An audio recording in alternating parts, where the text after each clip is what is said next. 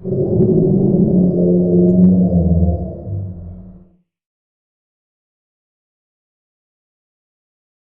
this episode, we journey with Avram and Lot, two men and their families, experiencing all the favors of Yahweh beyond measure. But sometimes, great berakah not only brings great responsibility, but also great tension. And choices made in comfort can shape destinies forever. Berakah is the Hebrew word for blessing. Before we continue, please subscribe to this channel. After leaving Egypt, Avram went from place to place until he returned to the land of Canaan, between Bethel and Ai, to the place where he had first built a mitzpah to Yahweh. Mitzpah is the Hebrew word for altar. With him was Lot, his nephew. Both men had grown very rich in livestock, silver, and gold. But berakah brought discontentment. The land could no longer support them both together. Their herds were too many. The shepherds of Avram and the shepherds of Lot began to quarrel. There were also Canaanites and Perizzites dwelling in the land. Avram said, "Let there be no strife between you and me, and between my shepherds and yours, for we are brothers. Is not the whole land before you? Please separate from me. If you go left, I will go right. If you go right, I will go left." Lot lifted his eyes and saw the whole plain of the Jordan toward Zoar, well watered everywhere, like the garden of Yahweh, like the land of Egypt. But what did he truly see?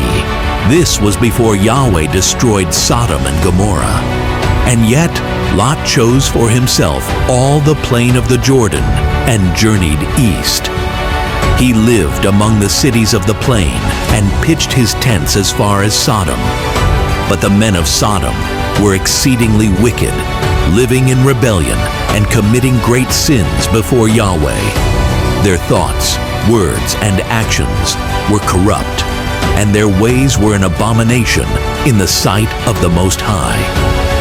After Lot separated from him, Yahweh spoke to Avram, "Lift up your eyes now and look from the place where you are, northward, southward, eastward, and westward. For all the land which you see, I shall give to you and your seed forever.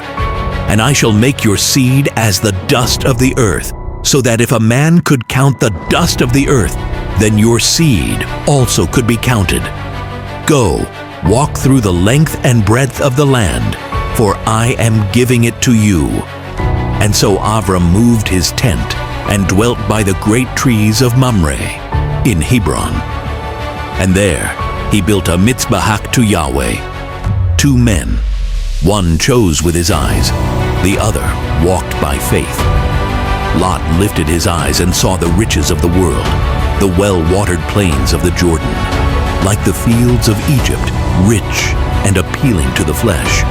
But Avram looked beyond the pleasures of the eye, setting his heart on the promise of Yahweh, trusting in the direction of Elohim.